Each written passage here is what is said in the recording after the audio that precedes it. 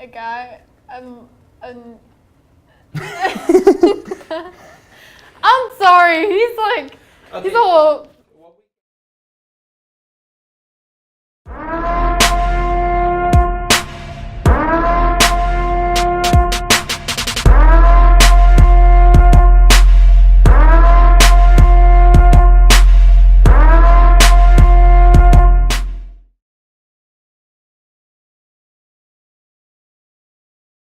Is the Jungle Book because I used to watch it a lot when I was younger, and the older version is characterized the characterized version of it, and the newer version is like a lifelike version. Like, I seem to remember a lifelike version actually from when I was a little squirt, like, and like. On my side of things, I don't think it was the greatest, but I haven't seen this new one yet, so I really can't like weigh in too much on it. But the one I have really isn't even the Jungle Book, honestly. Like the bear doesn't even talk or have any fun or anything like that. Like the little animated one that everybody knows and loves. You don't have that when you see this one, but it's still for some reason a Disney picture. Yeah, like for this movie, like I don't think it has the same. Like, the stuff in the characterized version, I don't think it plays the same part as the Because, I mean, newer. In all honesty, you don't have that. So, my favorite thing was the song, The Bare Necessities. I love that song. That song was great.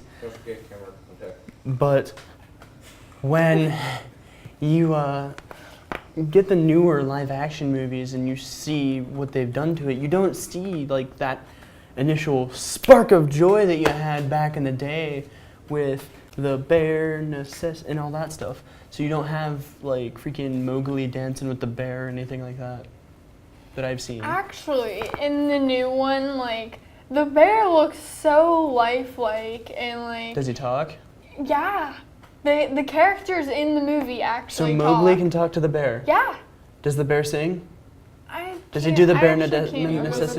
He wasn't since that's close thing does. He wasn't so soft.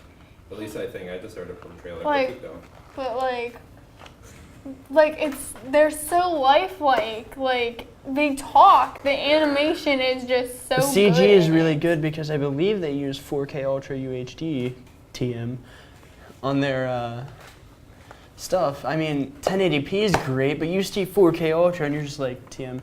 You're just like holy cannoli! What is this? And that's pretty much what it is. And you really can't like get much better than that until they release something that's like mind-blowing awesome. Yeah. So. But on a darker note, let's wean away from the nostalgic childhood a little bit and go into a movie that I like. That movie is called Death Proof. And the reason I like that movie so much is because you see the actor Kurt Russell in an act that you've never, well, if you've seen Kurt Russell, you've taken more for a comedy man. He's actually more of a psychopathic murderer this time. And he's actually pretty darn good at it, in my opinion. But what I thought was like incredibly mind-blowing about it was how he goes from trying to get a girl to go home with him at a bar to he gets a girl to go home with him, and then he winds up, instead of doing so, he kills her in the process. Like he is going, I don't know, let's say 75 miles per hour. The girl's not wearing a seatbelt. He's in the safest part of the car, and all he does is slam on the brakes, and her face, her skull gets crushed. Remember when I said this car was death-proof? Well, that wasn't a lie. This car is 100% death-proof. Only to get the benefit of it, honey, you really need to be sitting in my seat. It's horrible, but I mean, for a movie itself, it is a great movie. Like, I strongly recommend it if you like Quentin Tarantino, the director. He even has a cameo. He plays the bartender. And the actor Eli Roth is in it as well. Director Eli Roth. He plays the one dude that tries to pick up on the other girls at the bar, which I forgot to mention. There's also a really cool like collision scene. but I So, won't ruin the whole movie for for this you. movie, like, is it like, as I should say, bloody? Like, Oh, violence? Like, Bloody and violence, not a way to describe it. You want to describe this movie as probably one of the most gory films to date. Because, I mean, that collision scene I was talking about is so bad a girl's leg gets chopped off and it just flies across the highway. And then you get to see, like, blood everywhere. The girl that he killed first, her blood's everywhere. It's just, yeah, brutal, bloody, whatever you want to call it. So you probably wouldn't recommend this. Not for like, kids. No, it's not for kids. Probably not for queasy people either. Yeah, not for kids or those who are light of stomach. Alright. Not naming names, Dustin. So, my second favorite movie Hey, Dustin. is The Accountant. And it's about Why is there no display? guy I who turned it off so you has guys look more at the camera. a guy who has autism, and his dad thinks that he can't do anything in the world and stuff. So he puts him down? His dad, like, tries to make him, like, better at things, but really he can do things. He's not, like, impossible to do nothing. He has more in common with Einstein, Mozart, and Picasso than he does with us. So he, like, brings in this guy from the army, and they fight. And, like, they fight till they're, like, all bloody and stuff. That way he can learn how to fight when he's older. And when he gets older, he has this accountant job because he's really smart. And, like, but, like, that's just, like, a cover-up job. And he becomes a, like, freelance accountant, which is a guy who takes over, looks for criminal justice, and pretty much lives off the things he finds of the people he kills. Now this movie, does it have like brutal aspects throughout the whole thing? Actually, yes. Like, every, like, it would be like if a guy would come in, say, oh, he murdered so-and-so, like, he'd go out, track this guy down, and then go kill them. And then when the people would come in that were, like, the murderers, like, group that they were with, he'd just shoot them down. Like, he'd just shoot them one by one. And I do not know how, but he had perfect aim. And every time a guy would walk in, it would be complete headshot. Every single one. I mean, not to sound stereotypical, but that's movie logic, as they call it. But that only, like, applies to action, thriller, gore films like that. Not to, like, bash on it or anything, but, like, I mean, I'm sure it's a good movie. I saw it, like, a week ago, and I don't exactly remember all of it, but, you know. Would you recommend it for, like, people our age, or? I mean, like, probably, like, teens would like it. Yeah. I'm not It's not for thinking- kids, though. No. Not There's for too kids. much violence in it, you know. Yeah. And, like, I don't know if adults would like it. I feel like If you're, some like, into people that? would- yeah, if you'd have to be into it, like. Yeah. Speaking of, like, on the side of, like, basically trying to prove people wrong and whatnot, because I guess that's the vibe that's bringing out, yeah. Well, another movie that I like, Inglourious Basterds. I like it because of the fact that although it's really confusing, the storyline itself is about American Jewish people in World War II in Germany in a group known as the Basterds. They're called that for God knows why. And they're called that, but what they do is they go around killing Nazis, and because their general's a sick and twisted man, also known as Brad Pitt,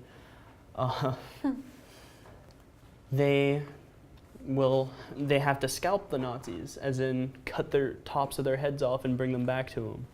And there's even a part in the movie where he asks his crew to give him 150 scalps by noon. It was great. But my favorite line is probably where they bring in, this is another Quentin Tarantino film, so expect a cameo from Eli Roth, which this is the cameo.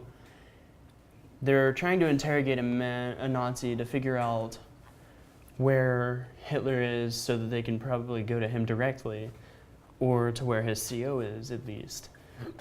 And he wouldn't do it. So Brad Pitt utters the line, Donnie, which is hinting to Eli Roth's character. He goes, this man's willing to die for his country, oblige him. So he walks out of a cave with a baseball bat.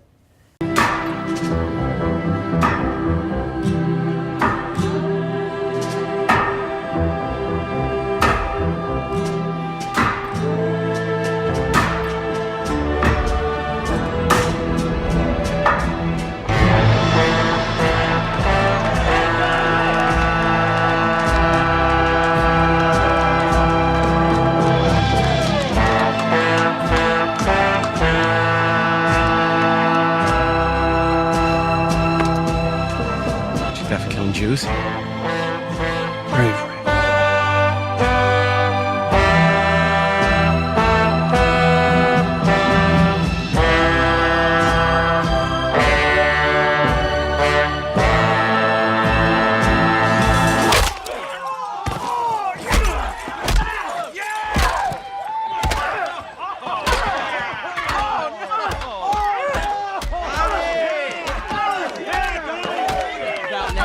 My pants if I was you. Teddy fucking Williams knocks it out of the park. Fenway Park on his feet for Teddy. Fucking ball game. He went yard on that one onto fucking Lansdowne Street. You.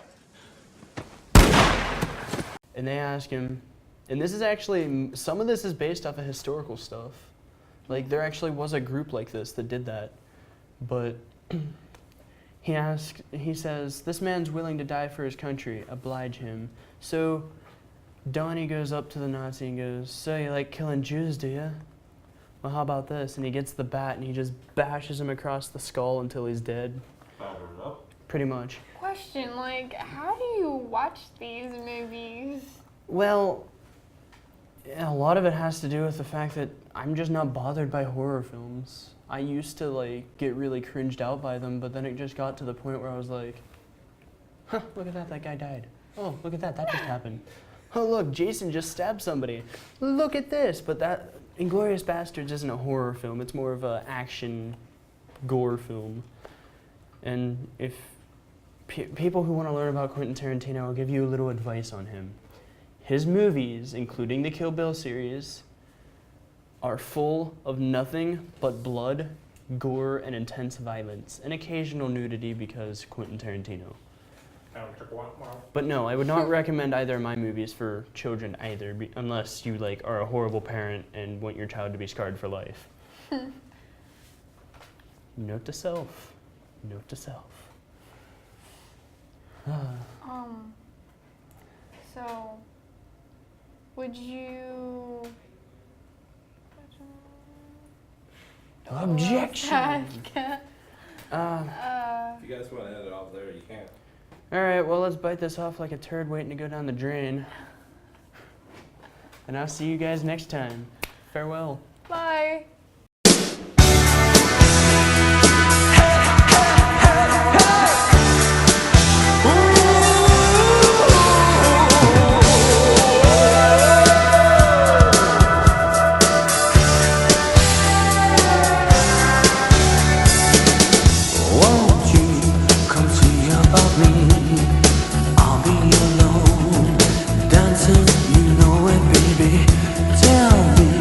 Your troubles